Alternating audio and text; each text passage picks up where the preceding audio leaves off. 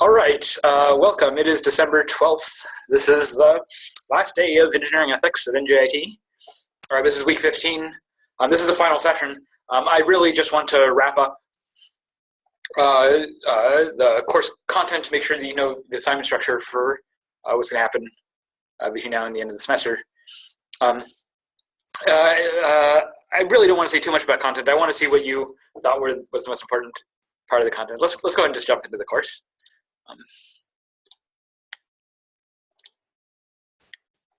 Yeah, okay, so we're done. We're on lesson 15, all the way at the very end.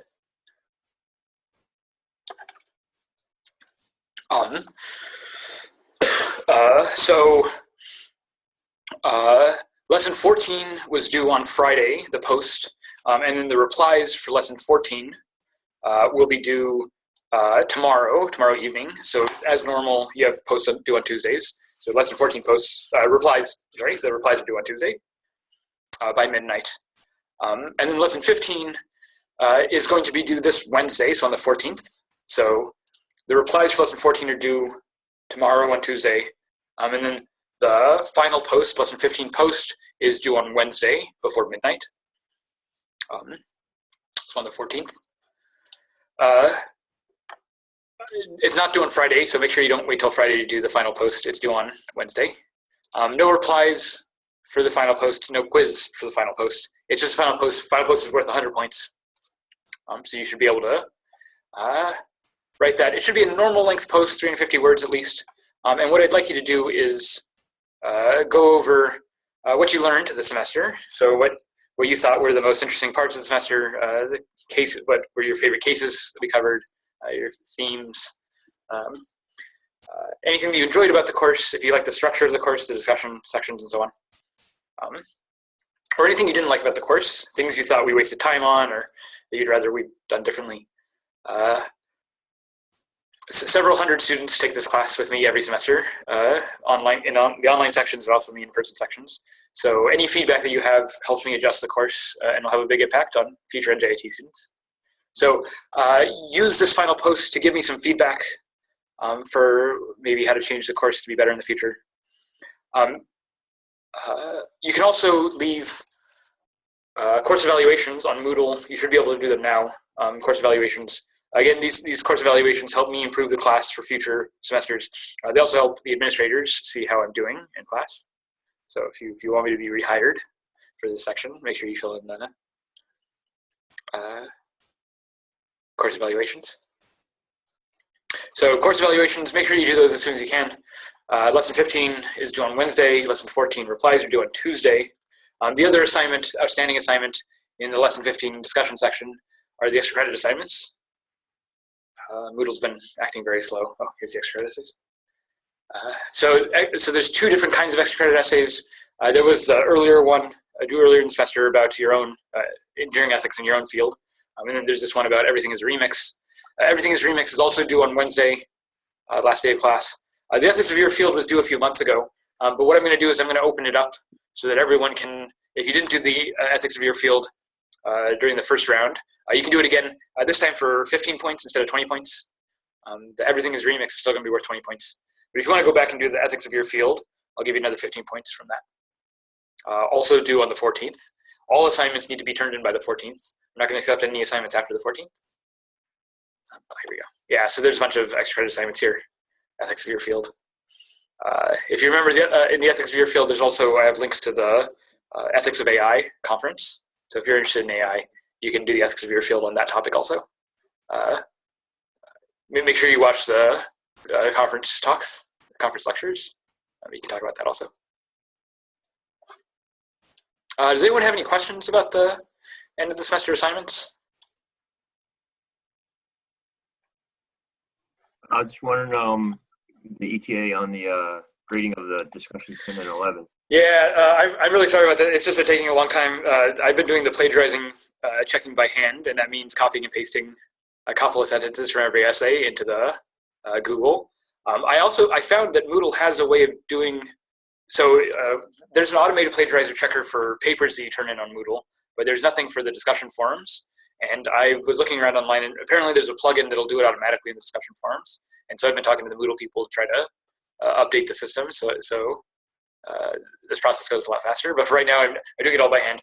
Lessons 10 and 11 haven't been graded. If you don't have lessons 10, I've graded all the in-person sections for lesson 10 and 11, but the online section 455, I'm still working on that. And I've done some of them. They should be completed today. I think other professors use Turnitin for online section. That's like a plagiarizing software.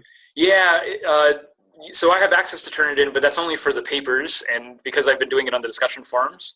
So I've been thinking about maybe next semester having students turn in a paper version of their assignment alongside the discussion forum, or maybe just trying to get the plugin to do the discussion forum plagiarizer checking inside the forums. Yeah, I usually write my papers in a Word document anyway, then I just copy and paste them into the discussion because it's easier to edit in the Word document. Yeah, I think that's right. I think that's probably what I'm going to have for the winter session next semester. And then if the Moodle people can get the plugin working, then maybe it works easier for me. But anyway, that's the time delay. Like I said, I finished all the in-person sections, and I just have the online section. And I've already started it, and it should be done today. I'm going to go home, and that's what I'm going to be working on. If you don't have grades for lesson 10 and 11, don't worry yet. It doesn't mean you've been caught plagiarizing, but I'm just going through it slowly. Everything else should be graded though. So I've been trying to keep up on the rest of your grades because this one assignment has been taking a long time. My plan is today is to finish up the online sections, and then once that's done, I'm going to send out an email to the class to make sure that all the grades are in order. I will put up the attendance grades. So if you've attended in a live section or any online section, there's attendance grades.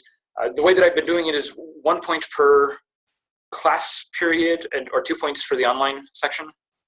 And that works out to a maximum of 75 additional extra credit points that you could earn from that, not including the extra credit essays that you can write. So I want to send around an email making sure that you have all your grades in, and then telling you how to calculate your final grades. And really, all you have to do to calculate your final grades, so don't pay attention to the Moodle gradebook entirely. The Moodle gradebook, it's missing your attendance credit, first of all, but also the way that it calculates the final grade, the way that it weights all the grades together. That's not how I'm doing it personally. So what you want to do to calculate your final grade for the course is just add up all your points, right? So go through the Google grade sheet and just add all the points up together. And then you can use this grading scale to figure out, given how many points you have, what is your letter grade going to be. So calculate all your points. If you're missing lessons 10 and 11, that's 150 points each. So that's up to 300 points for those assignments. And then plus an additional attendance credit up to another 75 points. So that's like a 300 point swing possibly. So keep that in mind when you're calculating your final grades. I should have all your grades in today, including if I don't do the attendance grades today, because I'm doing the research projects, I'll have your attendance grades in before the end of the semester, before Wednesday. So you should be able to calculate your final grades before any of that goes through. Your final assignments are due on Wednesday, and I should have your final grades uploaded by the end of the week, hopefully.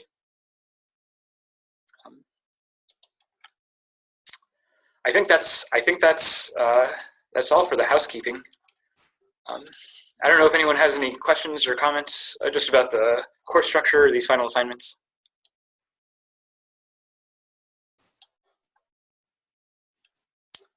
Okay, so the word for today, the secret word for today, I want the secret word for today to be integrity again. And I just want to end sort of thinking about integrity one last time. We ran into integrity a couple of times this semester.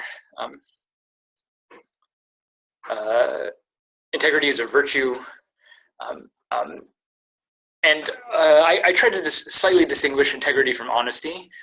Usually when people talk about someone having integrity, they mean someone who's honest even when it's difficult to be honest. But in general, integrity is about structural cohesion, coherence, integration, where all the parts fit together and maintain themselves over time. So a system with integrity is stable. And it's that stability that makes a system with integrity useful. Not just that it can be exploited, but that it can be a valuable contributor to other systems, other bigger systems. The way you build bigger and better systems is by having integrity in each of the parts so that the whole thing hangs together. So I think integrity is really the central issue of ethics, maybe even philosophy generally. Right? The issue is not just whether integrity is good or bad, but who has it or what has integrity. So starting at the very end here, when we're talking about artificial intelligence and autonomy, the reason why some of these machines can be autonomous, can start taking our jobs or working as a soldier, is because they're stable enough to do a job reliably, right? And it's that stability that allows them to replace a worker. In fact, that's why in some cases the robots are even preferable to a human worker, because they have better integrity in the sense that they'll do their job more reliably, more efficiently, more predictably, so that you can depend on it for building on top of it. So all of this discussion of the autonomy of machines, I think, really has to do with how their structure represents a certain kind of integrity. And so some of the things that we talk about with these machines is how they affect our jobs or take our jobs. Maybe they ruin society or ruin the economy. And part of the issue here is whether our greater social systems, whether the integrity of our social systems, our economy or politics, social systems, whether they have enough integrity to withstand introducing all these sort of deviant agents that don't behave the way that we might expect. Right? If robots taking our jobs means that the economy ends up collapsing, then maybe that says something bad about the robots, but maybe it also says something bad about our economy, that it's not able to withstand these kinds of perturbations, that it's not stable as the future develops. So it's really this kind of stability that matters for being able to complete a function, but also for the ethical considerations generally. So we go back in previous weeks, a lot of the case studies that we looked at, they were often kinds of failures of integrity. So, for instance, the Deepwater Horizon oil spill, the engineers, they made a decision for fewer centralizers that ended up having this devastating consequence. No one in that system was maliciously trying to destroy the environment, right? No one was sort of like, I'm gonna kill a bunch of fish. There was no malicious intentions there at all. There was just a bunch of people doing their job and sort of not thinking about the consequences of doing their job and not realizing the implications of doing their job. And in some sense, this is a failure of integrity, right? These systems are set up with lots of fail-safes where people are supposed to, recognize that there's a possibility for danger and then do something about it. And there's usually lots of these fail-safes to catch any troubles that arise. And what we see in these cases are people sort of ignoring the fail-safes or just sort of blowing right past them. And this is the case not just for the Deepwater Horizon, but for like the Chernobyl disaster. They're running experiments that they weren't checking the safety on, the Volkswagen. Almost every case that we've talked about has been one of these failures, not just of honesty, but of sort of seriously dealing with the situation that you're facing. People sort of think that it'll all just work itself out and don't consider the challenges. And having integrity, being a reliable, stable actor requires paying attention to these things, because it's precisely those things that can lead to a lack of stability. So hopefully the case studies make it clear that, a lot of people come into the ethics class, in the first week they talk about the importance of the ethics class is to, make sure that we're acting safely, make sure we're doing right from wrong. And a lot of people think that this is a sort of silly class precisely because I know the difference between right and wrong. I know the importance of safety, so I don't need a semester's worth of someone telling me why it's important to be safe. And hopefully this class shows you that I'm not trying to remind you about why it's important to be safe or what the rules are. I'm trying instead to get you to think about sort of why those rules are important and how hard it is to follow them. Right, that all the challenges on us to follow them. And integrity gives a good example of this. So like Dennis Droya, the Ford field recall coordinator. Right, he wasn't a malicious person. He didn't have any negative intentions, but he just had a script that he was following, and he wasn't thinking outside of that script. So it's not just you do the right thing or the wrong thing. Part of the problem with Dennis Droya is that there's different right things to do depending on what he thinks the right thing is. And what he thinks the right thing is depends on how he's understanding himself. So on the one hand, Dennis Droya understands that he's an ethical person, that he wants to make ethical decisions, that he's a good person, right? That he has good intentions. And for the sake of integrity, acting in a way that maintains that identity means doing certain kinds of actions. But Dennis Droya also has a self-conception, self-identity, as the field recall coordinator for Ford. And having that job, right, having that hat on, requires that you do certain things, that you play certain roles, that you follow certain rules. Right, so integrity in Droya's case, it's not just about doing the right thing or the wrong thing, but it's about which part of my identity do I stay loyal to? Do I stay loyal to the part of my identity that is ethical, or because that matters to me? But it also matters to me that I have this job, that I have a successful career and so on. That's also a part of my identity that I want to cultivate, and following the rules, doing what the corporation expects of me. That's how I do good to that part of my identity. And so again, it's not just between right and wrong, but it's between which parts of my identity do I want to reinforce and which parts of my identity am I okay ignoring. And Dennis Droya, he never really makes a decision along these lines, but just the way that he acts, it becomes very clear that his career, his work identity, is more important to him than his ethical identity. And I mean, there's good reasons why your career identity should be an important identity, right? The people who can sort of invest themselves in their job and sort of take up the corporate attitude whole hog and become that corporate person. Those are the people who do well in the corporate environment and get raises and climb the ladder and become successful. And so there's strong pressure to work on that part of your identity, right? Have integrity in that way. So it's not just a matter of doing right and wrong, but it's really a matter of what kind of person do I want to be, and what kind of behaviors am I going to cultivate, right? And this stuff runs deep, right? It's not just for your job; it's about who you are as a person. It's about how you're psychologically processing all this stuff. So we spent a lot of time talking about the psychology of conformity, the psychology of influence and control, and how that, even without us knowing it, how that influences what we do, what values we uphold, how we identify ourselves. None of these are easy issues, but they're important, and they're the kinds of things that you have to work out for yourself. So the way that I set up this class was designed to give you the opportunity to work out your own views on these issues, and also to hear the views of lots of other people, so that you can see places where you agree with lots of other people and places where maybe you have a different view. It's not always easy to get these perspectives. In the business world, it's not always the case that you have sort of open discussion about what ethics could possibly be. Most of the time, it's just, if you have any discussion of ethics at all, it's here are the rules that you have to follow, and then making sure that you follow them. So I hope you enjoyed the class. I hope you took advantage of the opportunities that it made available. I don't know if anyone else has anything to say just to close the semester out.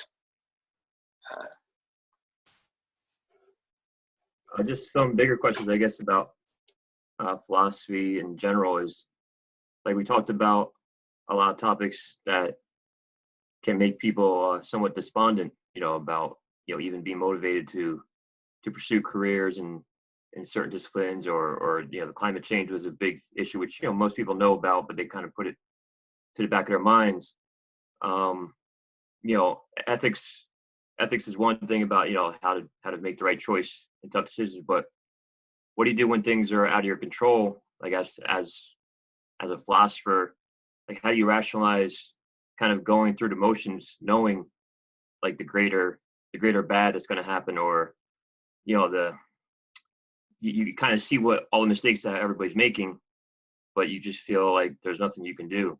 It's like, why do I even bother put myself in debt, going to college and jump through all these hoops just to be part of like a system or a program that is basically, on a path to destruction from what it seems like.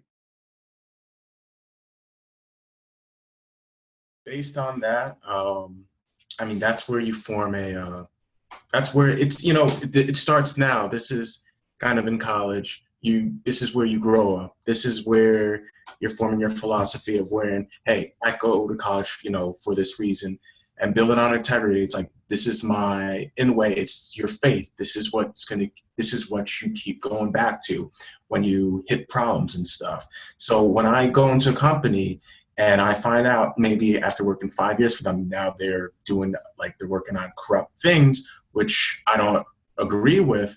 If it's so strong to me, I may have to leave because that's, this is who I am and I can't support this. Or if it's the other way of, you know what, I don't know, totally agree with it, but I'm not going to call it all bad, so I can still work with it. I mean, these are choices. This is choices you're going to make in your adulthood, basically. So this is what it's prepping you for.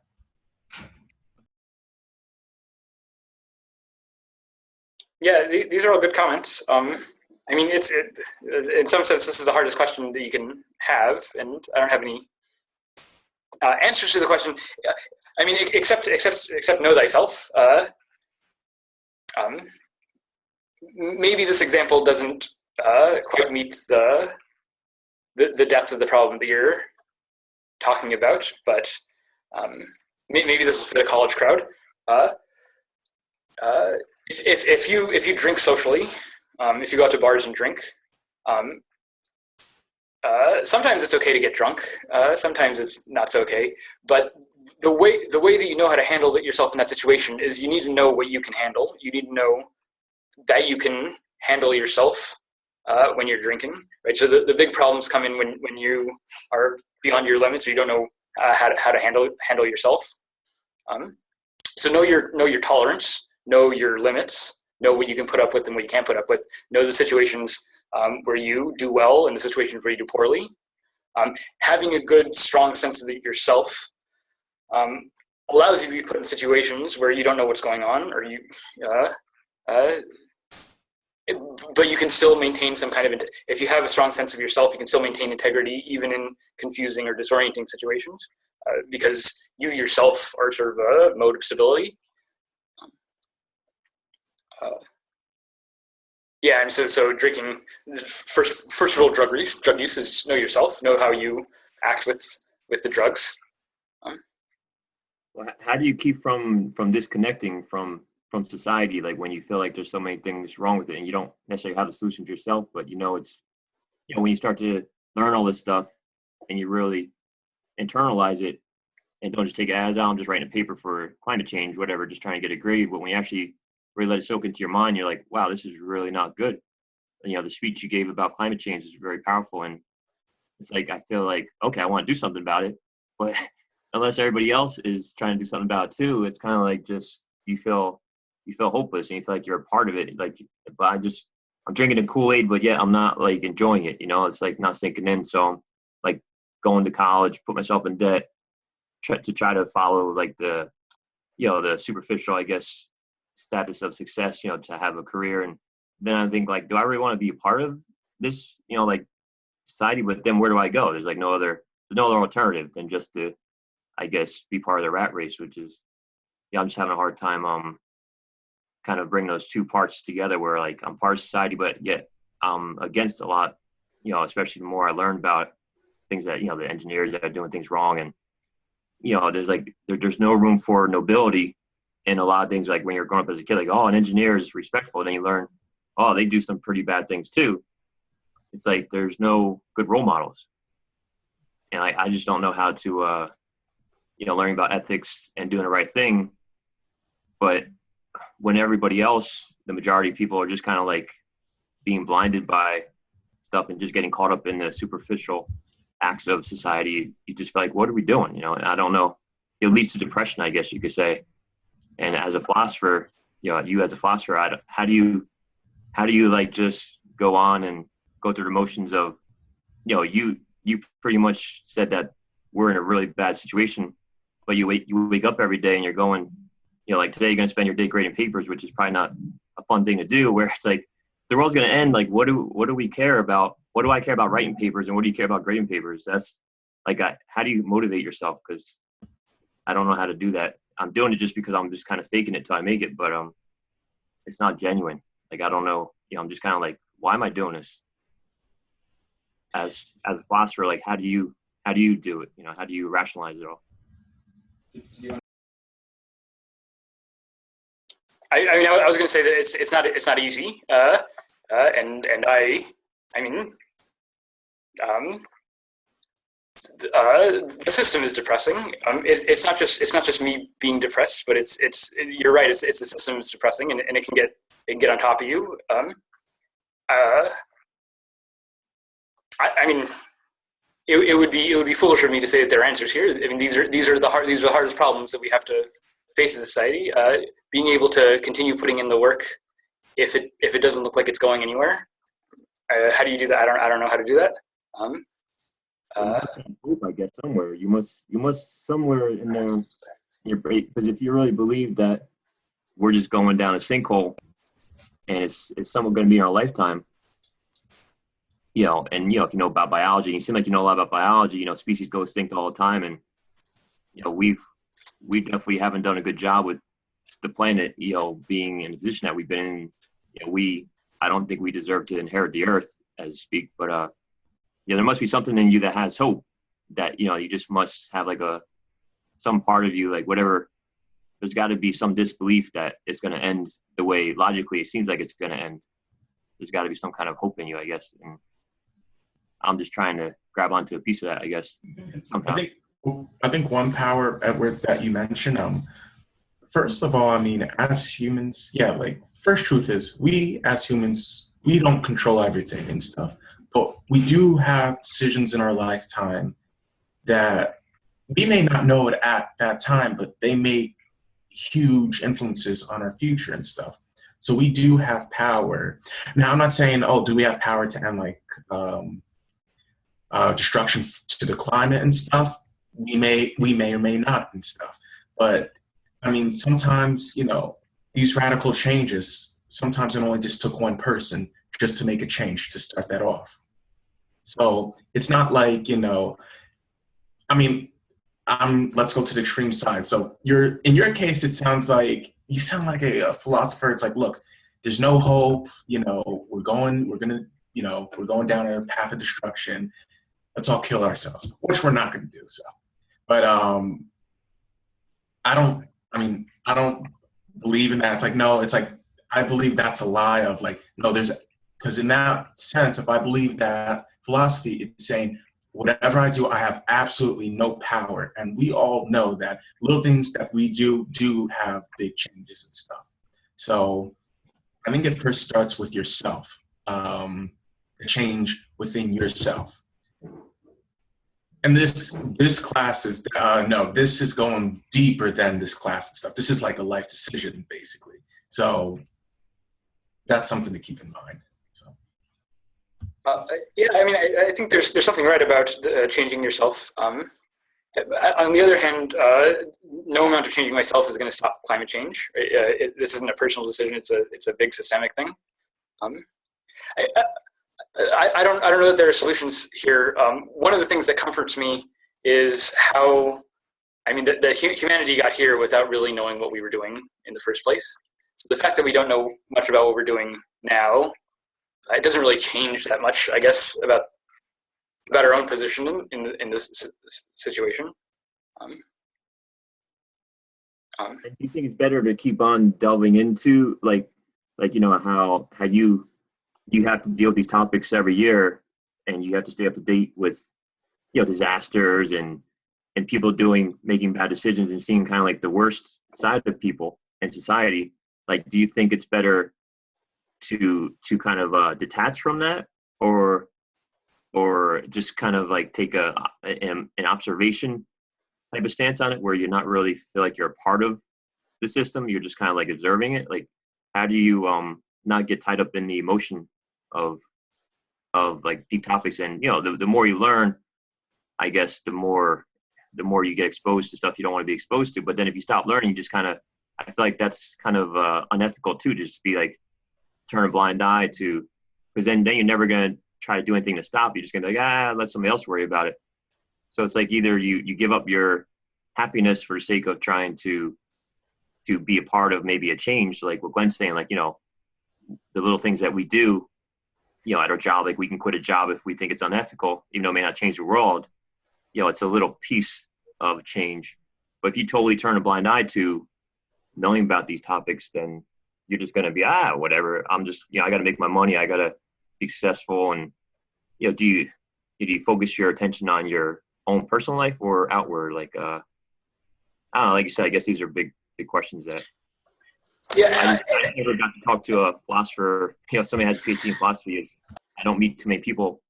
You're the only person I know that has a PhD in philosophy. So these questions that roam around in your head, it's kind of a good opportunity to see from a philosopher's point of view. Rather than talking to a drunk guy at a bar. And feel free to stop by my office if you ever want to chat about this kind of stuff.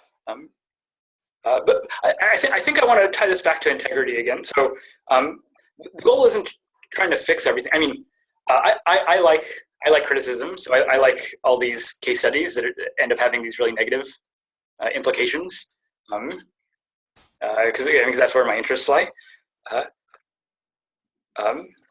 I don't think you need to approach these with the idea of how do I fix everything, because then everything looks hopeless.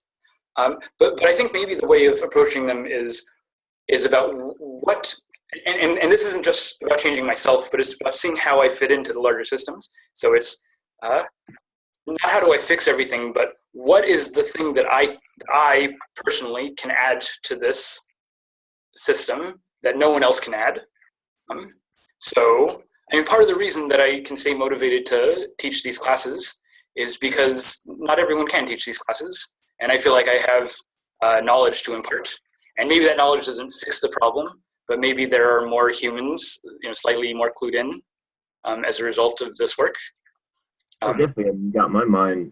And like, you know, I question even my career choice now about computer science, because the automation, you know, that's a big, and that's not something I never thought about when I first chose this career. Like, I might put people out of work. So there's like a, you know, that's an ethical dilemma now. Do I pursue a career that, you know, I might put myself out of work, even like you're saying about software engineers writing programs that write programs themselves. So that, like, what am I, you know, it leaves you like basically with just a bunch of questions, and, you know, it's hard to have confidence in your choice when you start thinking too much and being exposed to too much, I guess.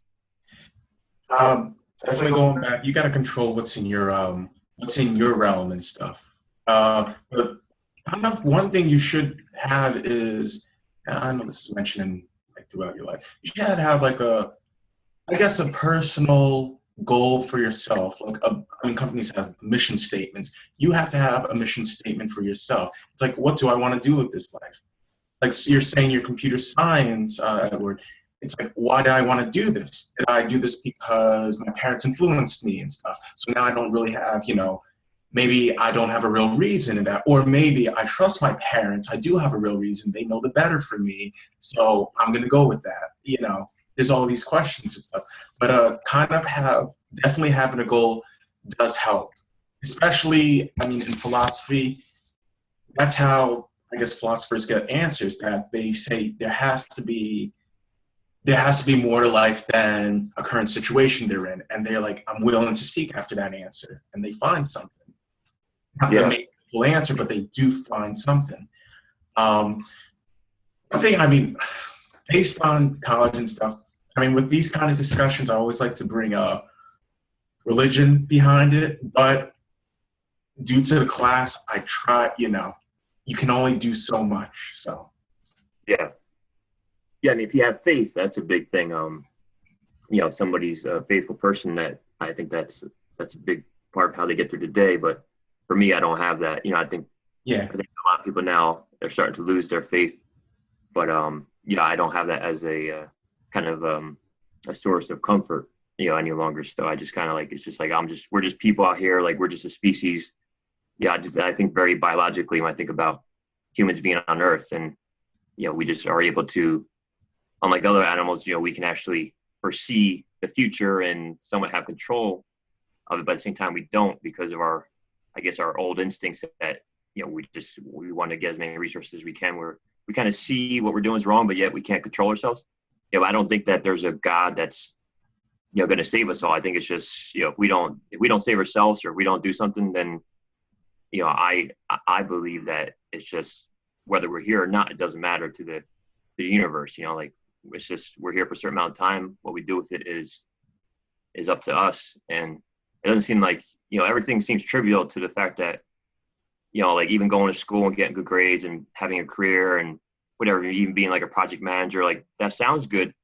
But to me, it seems trivial when you compare it to things like climate change, or, you know, these man-made disasters that keep occurring. And when you see the earth going down this disastrous path, you know, making these accomplishments of our career, it just seems trivial to me. But I don't know where to put my energy into, you know, because I'm not Einstein. I can't figure out how to solve the problems or anything. And, you know, so I just feel like kind of like just like a part, you know, just like a sheep, you know, it's going along with the herd. But yet I'm like, I don't like where the herd's going, but I don't know where else to go. So I'm kind of like just going through the motions. I think one thing you should really look for, well, I mean, for me personally, what I do is with life decision, it's just, my goal is kind of to seek after truth. And whenever I talk about religion or philosophy, I have to establish, whether it's an argument or just to talk and stuff, you have to establish some type of truth between whoever you're talking to and stuff, because this argument can keep going on forever. It's like, it's with anything and stuff, just like I know as an engineer, as a math equation, whenever, I mean, you've seen in college, whenever a theorem was brought up, there was rules you always had to accept being written down. I mean, I'm sure you took calculus, Edward, right? Yeah. You always saw, well, if we're in this realm, we all have to accept that we're in that realm of A and B. Well, now we're going to accept these other rules and stuff. And if we accept this, then this is the law then. Okay. And that's why I'm saying you got to establish some type of truth. Because if I don't, like I said, if I did the math, I'm like, you know what? I don't accept this as truth. And it's like, the argument's done there and stuff, because it's just going to be butting and stuff.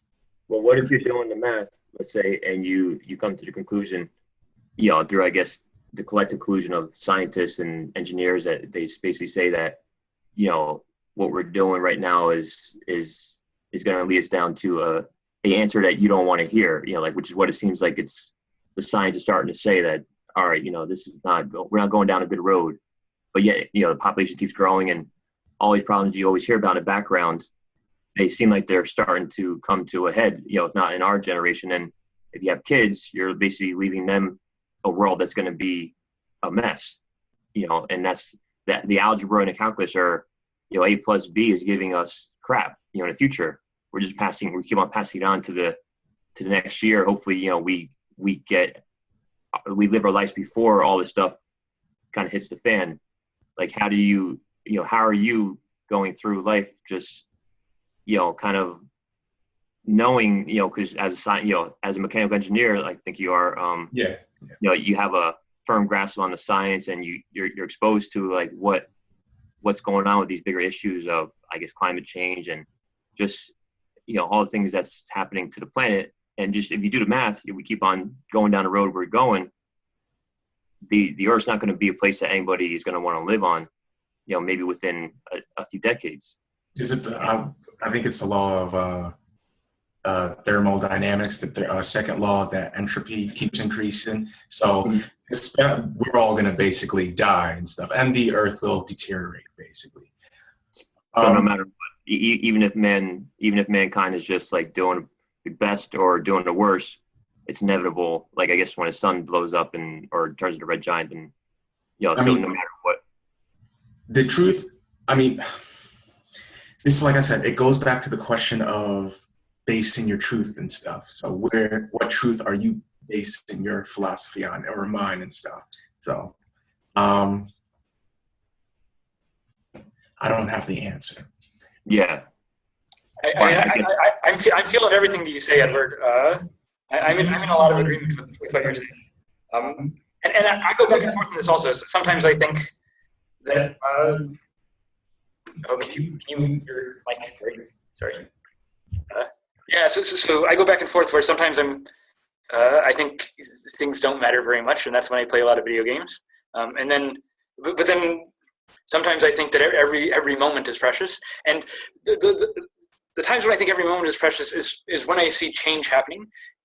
So it's very strange that today things seem so difficult to change, even when we're living in like the most radical change happening, right? So, I mean, cell phones have completely changed everything about the way society operates, the way people's daily lives, like on a daily behavior level, but also on an organizational level, what people are capable of.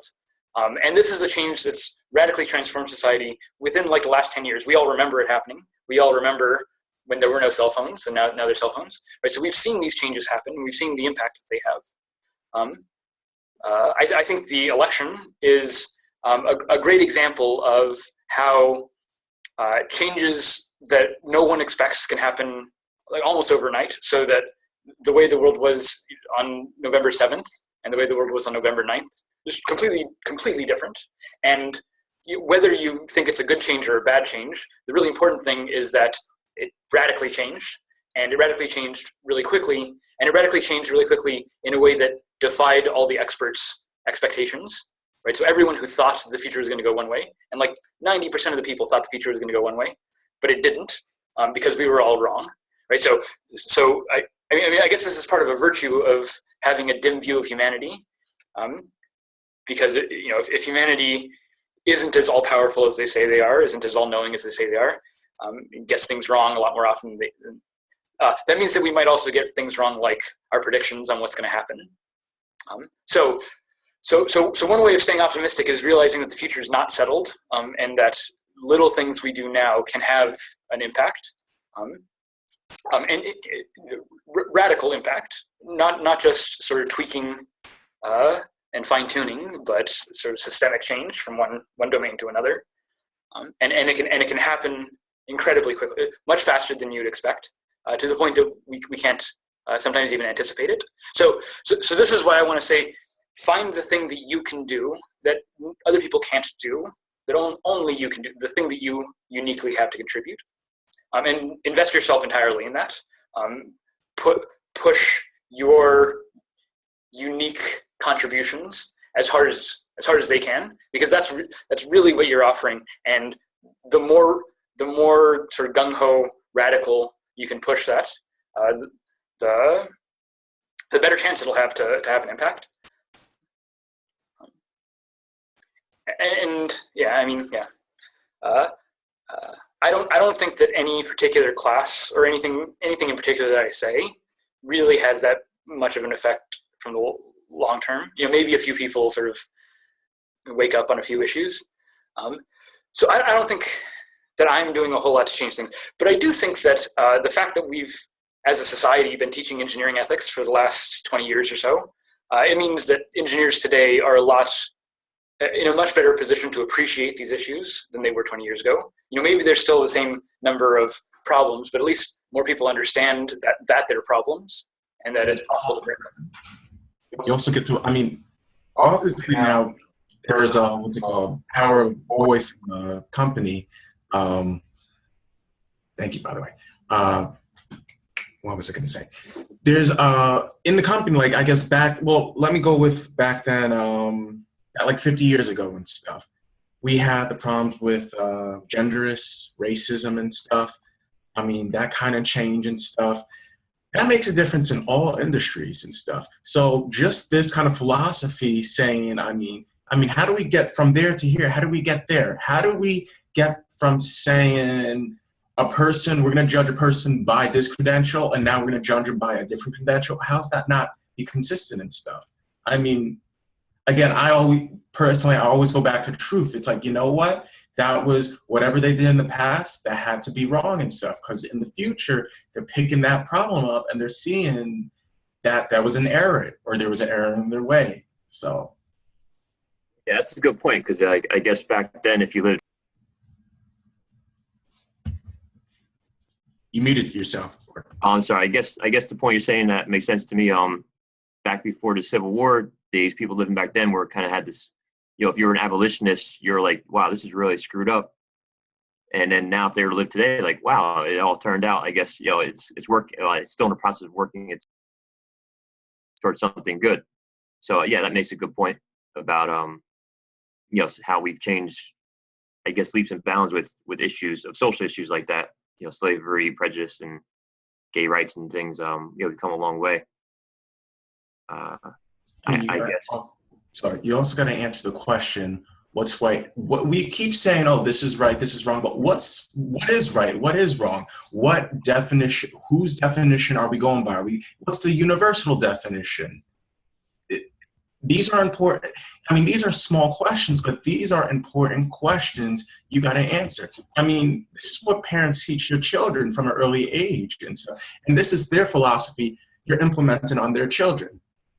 But it's not always 100% for everyone and stuff. So now there's a conflict right there. So, of course, there's 100 more issues, but. This has been a great discussion. I'm really glad we were able to have this conversation. There's a sort of hopelessness about it, but it's an informed hopelessness. It's a kind of critical hopelessness that maybe it's just because I'm a teacher, but it signals to me some kind of progress. Maybe it's not utopia, but it's something. So I think I'm going to just leave it there. I think we're going to go ahead and end class there. Thank you, both of you, Edward and Glenn, for showing up to so many of the online sections. Everyone else in class appreciates it also, I'm sure. Let me know by email if you have any other questions. I'll be in my office hours on Wednesday if you want to stop by and chat. Good luck on the rest of your assignments for this class and the rest of your finals for the semester. I hope you enjoyed the class. Make sure you fill out the evaluation forms and everything. All right. Thank you very much, everyone. All right. Thank you very much, Professor. And thanks, Glenn. No problem. Take care, guys. All right. Take care.